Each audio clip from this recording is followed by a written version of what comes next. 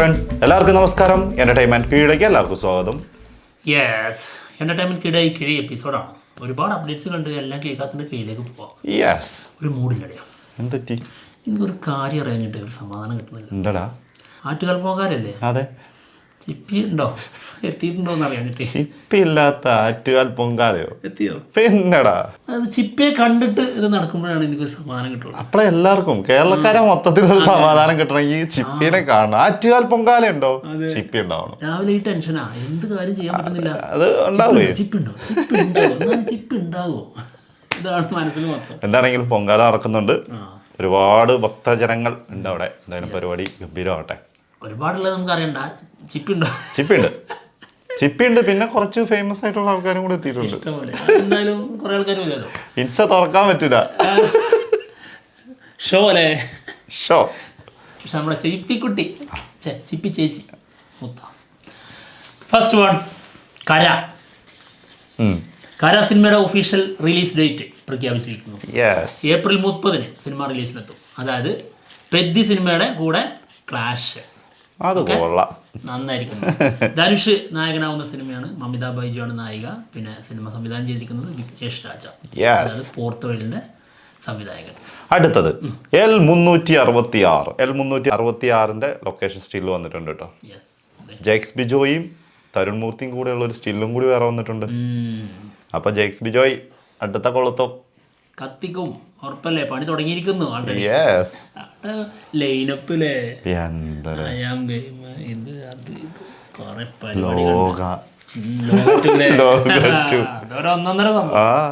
അടുത്തത് Viswanathan and sons. Viswanath and sons സിനിമയുടെ second poster വന്നിട്ടുണ്ട്. ഇന്നലെ വൈകുന്നേരമാണ് ഇത് പുറത്തു വന്നത്. അതെ, കണ്ടിട്ട് പക്ക ഒരു AI ഫാൻ മെയ്ഡ് ചിത്രം പോലെ ഉണ്ട് അല്ലേ പോസ്റ്റർ? സത്യം. എന്താണെങ്കിൽ പോസ്റ്റർ കൊള്ളാട്ടോ.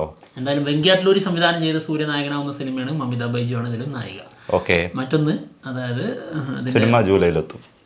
ജൂലൈയിലാണ് സിനിമ റിലീസിലെത്തുന്നത്. അതല്ല, അതിന്റെ ഫസ്റ്റ് ലുക്ക് പോസ്റ്റർ വന്നപ്പോഴേ അത് കറക്റ്റ് കങ്കാരു ഉണ്ട്. പിന്നെ ഇന്നലെ ഞാൻ വേറൊരു ഇതിൽ കണ്ടു, ദാദ മറ്റേ കെവിന്റെ അതിന്റെ സെയിം സാധനമാണെന്ന്.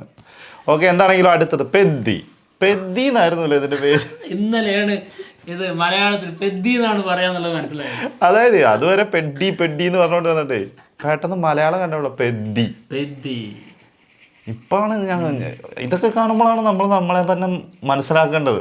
ഒരു തേങ്ങ അറിയില്ല എന്നുള്ള കാര്യം. വെറും പൊട്ടന്മാര്. എന്താണെങ്കിലും സിനിമേന്റെ ഒരു സോങ് നല്ല പുറത്ത് വന്നിട്ടുണ്ട്. നല്ല രസമുണ്ട് കേട്ടോ. അടിപൊളിയായിട്ട് സാധനം. നമ്മളെന്താ ഇങ്ങനെ എല്ലാരും വന്ന് ഇത് റിയാക്ഷൻ ചെയ്യുന്നത്? കോപ്പിറൈറ്റ് കിട്ടുന്നതുകൊണ്ടാണ് ഇത് ചെയ്യാത്തത്. ഇട്ടുന്ന മാത്രം ഒരു ഓർമ്മ ഉണ്ടാവുള്ളൂ, അപ്പോഴേക്കും കിട്ടും. എഫേർട്ട് വെറുതെ ആവുകയാണ്. കുറേ എഫേർട്ട് അങ്ങനെ പോയിട്ടുണ്ട്.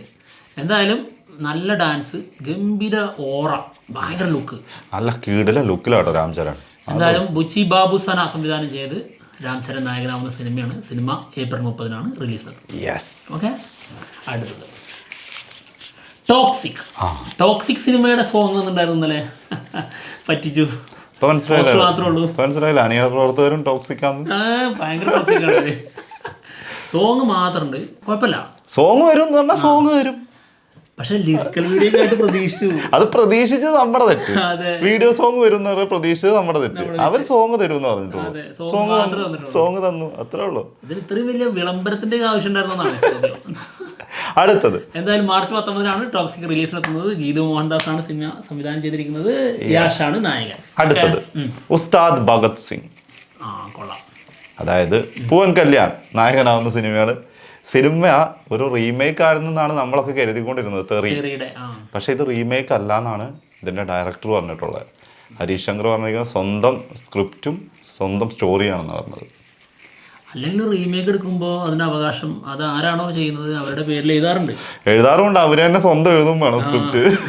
അതങ്ങനെ ആക്കാറുണ്ട്, അത് വേറെ കാര്യം. പക്ഷെ ഇത് ഇങ്ങനെ പറഞ്ഞതുകൊണ്ട് ഇത് വരെ എത്തുന്നത് വരെ അല്ല, അപ്പൊ അത്ര ഇതില് പറയുന്നുണ്ടെങ്കിൽ മേ ബി അതും വിചാരിക്കണം കേട്ടോ. ഇത് അതിന്റെ റീമേക്ക് അല്ല, ചിലപ്പോ പറയാൻ പറ്റൂലല്ലോ അതിന്റെ റീമേക്ക് ആണ് നമ്മളെങ്ങനെ ഉറപ്പിക്കുന്നത്? അത് ഉറപ്പിക്കാൻ പറ്റില്ല. പക്ഷെ ഇതിന് മുൻപ് പല സിനിമകളും എങ്ങനെയാണ് അതങ്ങനെയാണ് ഇറങ്ങുന്നത് വരെ ഇവര് പറയും അതല്ല ഇതല്ല എന്നൊക്കെ.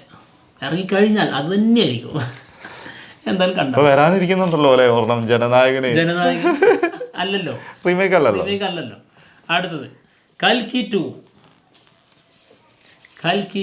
നാഗ് അശ്വിൻ സംവിധാനം ചെയ്ത് പ്രഭാസ് നായകനാവുന്ന സിനിമയാണ്. അമിതാഭ് ബച്ചനും പിന്നെ നമ്മുടെ കമൽ ഹാസനും പ്രധാന വേഷത്തിലെത്തുന്നുണ്ട്. മോനെ ഇതിനാണ് കാത്തിരിക്കുന്നത്. എന്തായാലും സിനിമയുടെ ഷൂട്ട് നടന്നുകൊണ്ടിരിക്കുന്നു. നമ്മുടെ അമിതാഭ് ബച്ചൻ്റെ പോർഷൻ ഈ ഷെഡ്യൂളിലുള്ളത് കംപ്ലീറ്റ് ആയിട്ടുണ്ട്. ഇനി നെക്സ്റ്റ് ഷെഡ്യൂളിൽ പാക്കലാം. അടുത്തത് പദയാത്ര. മമ്മൂക്ക അടൂർ ഗോപാലകൃഷ്ണൻ മൂവി. സിനിമയുടെ ഒരു ലൊക്കേഷൻ സ്റ്റിൽ പുറത്തു വന്നിട്ടുണ്ട്. മമ്മൂക്കേൻ്റെ പോർഷനൊക്കെ ഓൾറെഡി തീർന്നതാണ്. ഇനി ഈ 10-ാം തീയതിയുടെ ഉള്ളിൽ ബാക്കിയും കൂടി തീരും കേട്ടോ. ഷൂട്ട് കംപ്ലീറ്റ് ആവും. എന്തായാലും മമ്മൂക്കക്ക് വീണ്ടും ഒരു പുസ്തകം കിട്ടി. ഏറ്റവും കൂടുതൽ പുസ്തകം കിട്ടി ഈ ഒരു സിനിമയുടെ ടൈമിൽ കംപ്ലീറ്റ് ചെയ്ത ഒരു സിനിമ ഇതാണ്. മമ്മൂക്കയുടെ കരിയറിൽ നല്ല ലോകത്തിൽ തന്നെ ആർക്കും ഇത്രയും പുസ്തകം ഇങ്ങനെ ഒരു സിനിമാ ഷൂട്ടിന്റെ ഇടയ്ക്ക് ഇത്രയും പുസ്തകം മേടിച്ചിട്ടുള്ള ഒരു നായക നടൻ വേറെ ഉണ്ടാവൂല. കൊള്ളാം, നൈസായിട്ടുണ്ട്. നമുക്ക് വേറെ വീട് പണിയാൻ നിൽക്കാതെ പുസ്തകം ലൈബ്രറി ആയിട്ട് തുറന്നു കൊടുക്കും. മമ്മൂസ് ലൈബ്രറി. അടുത്തത് അല്ലു അറ്റ്ലി മൂവി. ഇതെന്തുവാടേ എടുക്കണ നോക്കാം, കൊടൂര ഐറ്റം ആണല്ലോ. അല്ലു അർജുൻ നായകനായി അറ്റ്ലി സംവിധാനം ചെയ്യുന്ന സിനിമയിൽ 3 വേഷത്തിലൊക്കെ ഉണ്ട് എന്നുള്ളത് കേട്ടിട്ടുണ്ടായിരുന്നല്ലോ. അപ്പനും മകനും എൻ്റെ മകനും ഒക്കെ ആയിട്ട്. എന്തായാലും അപ്പൻ്റെ വേഷത്തിലുള്ള ഒരു ലീക്കഡ് പിക്ക് പുറത്തു വന്നിട്ടുണ്ട്. പറയുന്നത് അത് ആ ഒരു സ്റ്റില്ലാണെന്നൊക്കെയാണ് പറയുന്നത്. അറിഞ്ഞൂടാ എന്താണ് കാലഘട്ടമല്ലേ. അതെ, എങ്ങനെയും ചെയ്യാം, ഏതും വരും. അതുകൊണ്ടൊന്നും പറയാനില്ല. എന്തായാലും പുറത്ത് വന്ന ലീക്കഡ് സാധനം ഇതാണ്. ലുക്കൊക്കെ ഗംഭീരായിട്ടാണ്. സംഭവം കിട്ടില്ലാണ്. ഇനി എന്താന്ന് അറിഞ്ഞൂടാ. എന്തായാലും 8-ാം തീയതി, അതായത് ഏപ്രിൽ 8-ന് ഗ്ലിംസ് വരും, കൺഫേം ആണ്. അടുത്ത മാസമാണ് കേട്ടോ. അടുത്ത മാസമാണ്, ഈ മാസമല്ല, ഏപ്രിൽ. ഇത് മാർച്ച് അല്ലേ? മാർച്ച്. അടുത്തത് ബേസിൽ അല്ലു അർജുൻ മൂവി. മറ്റേ അല്ലു അർജുൻ്റെ പ്രീ വെഡിങ്ങിന് പോയിട്ടുണ്ട്. അതില് സുകുമാരനുണ്ട്. സുകുമാർ ഞാനും സുകുമാരനുണ്ടെന്ന്. സുകുമാരൻ അങ്ങനെ മറ്റൊരു പവൻ കല്യാണല്ലേ, നമുക്ക് പൂവൻ കല്യാണമാണല്ലോ. അത്രേ ഉള്ളൂ. അങ്ങനെ സുകുമാരൻ മലയാളീകരിച്ച് സുകുമാരൻ എന്ന് പറയാം. പിന്നെ ബേസിൽ ജോസഫ്, പിന്നെ നമ്മുടെ അറ്റ്ലി. 3 പേരുണ്ട്. അതായത് ലോകേഷിന്റെ മിസ്സിംഗ് ഉണ്ട് ഇതില്. ലോകേഷൻ കൂടി ആയാൽ ആ കോളം കറക്റ്റ്. എന്തായാലും ബേസിൽ ആളുടെ സിനിമാ കരിയറിൽ അഭിനയത്തിൽ ബ്രേക്ക് എടുക്കാൻ പോകാന്നാണ് കേൾക്കുന്നത്.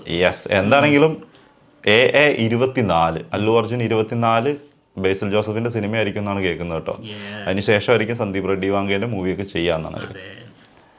പെട്ടെന്ന് തന്നെ നടക്കും തോന്നുന്നു. അതെ, എന്തായാലും അപ്പോ രൺവീർ സിംഗിന്റെ സംഭവം അങ്ങ് അത് പോയി അവിടെ. അതാണ് ഇത് എന്നുള്ളതാണ് എനിക്ക്. അതന്നെയായിരിക്കും. നോക്കാം, അതെ, കാത്തിരിക്കാം. ചിലപ്പോൾ ഇനി വേറെ എന്തെങ്കിലും ആണെന്ന് പറയാൻ പറ്റില്ല.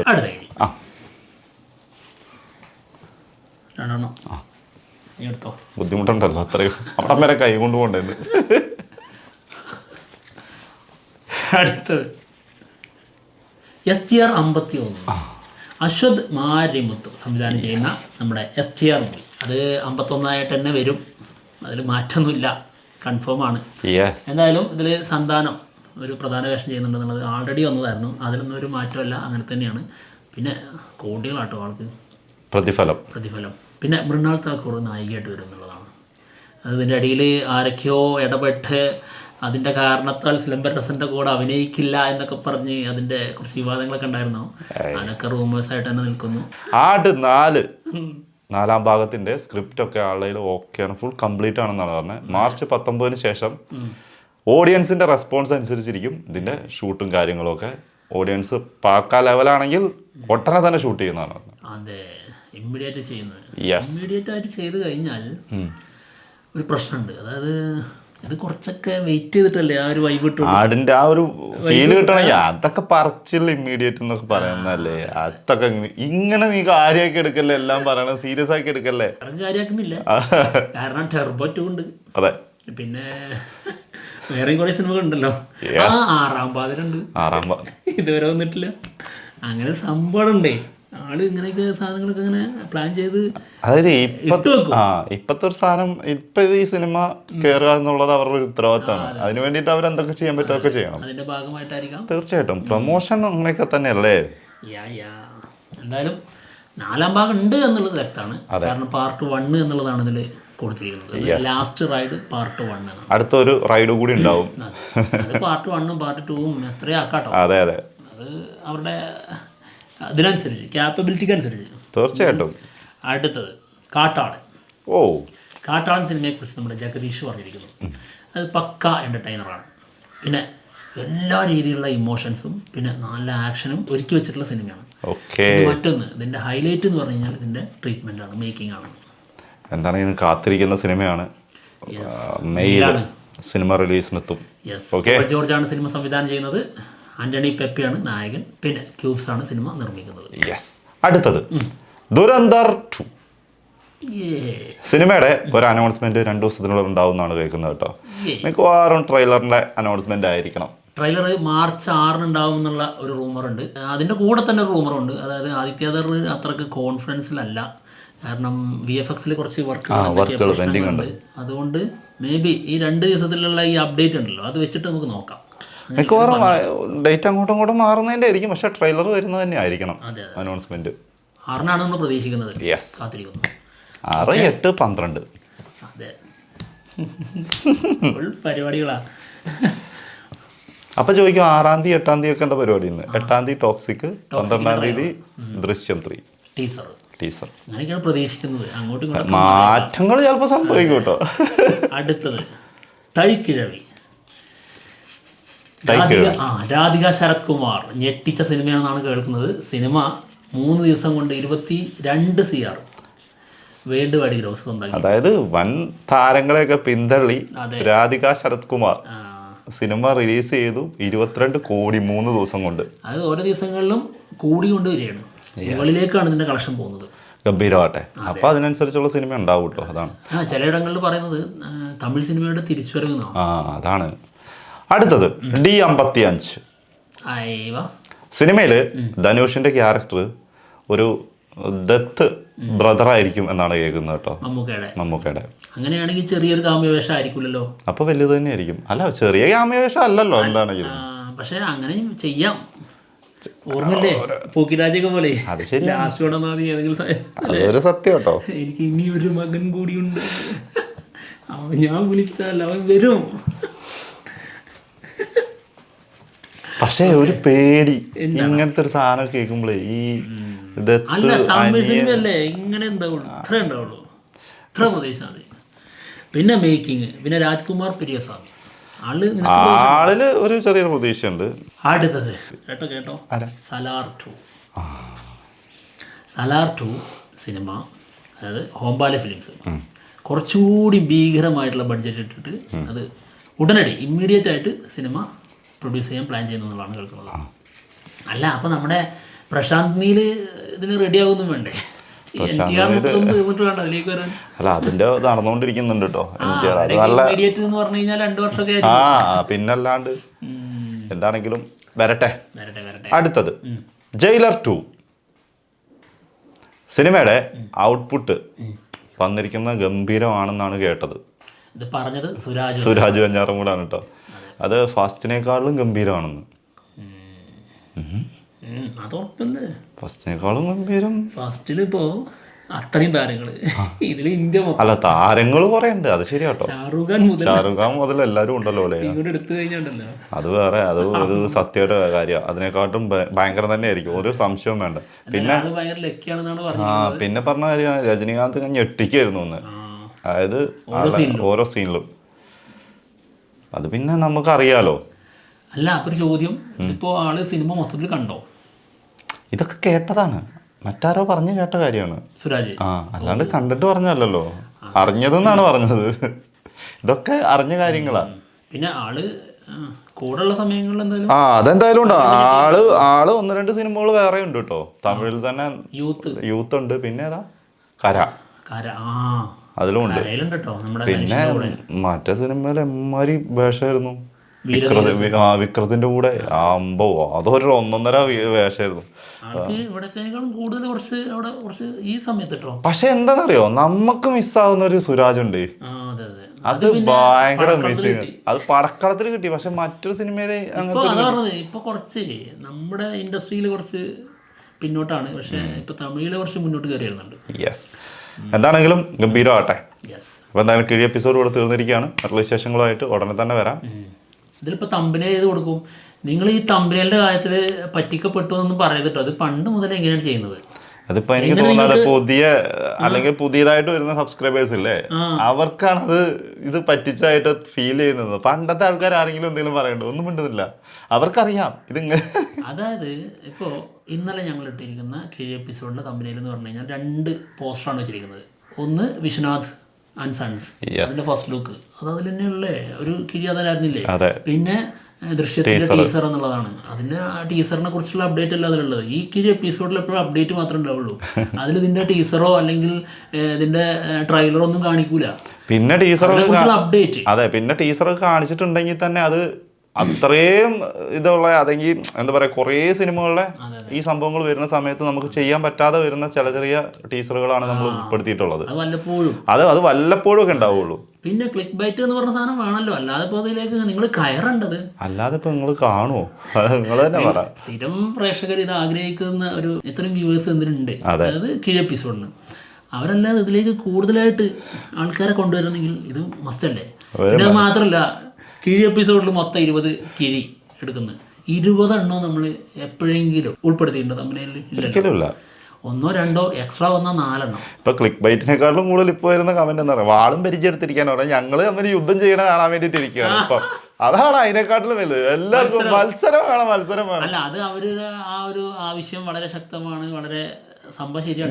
ഏറ്റവും ഇഷ്ടമുള്ള കാര്യമാണ് അത്. ഞങ്ങൾക്ക് ഭയങ്കര ഇഷ്ടമാണ്. ഇതിന് സംഭവം എന്ന് പറയുമോ, അതായത് അപ്ഡേറ്റ് കൊടുക്കുമ്പോൾ നമ്മൾ അപ്ഡേറ്റഡ് ഇടുന്ന എക്സ്പ്രഷൻ തെറ്റിദ്ധരിക്കും. ഇപ്പോൾ ദുൽഖറിന്റെ പല കാര്യങ്ങളും വരും. ദുൽഖറിന്റെ അയാം ഗെയിം എടുക്കുന്ന സമയത്ത് അത് ഇവന് കിട്ടിക്കഴിഞ്ഞാൽ ഞാൻ ഇവിടുന്ന് അത് കിട്ടിയല്ലോ എന്നുള്ള എക്സ്പ്രഷൻ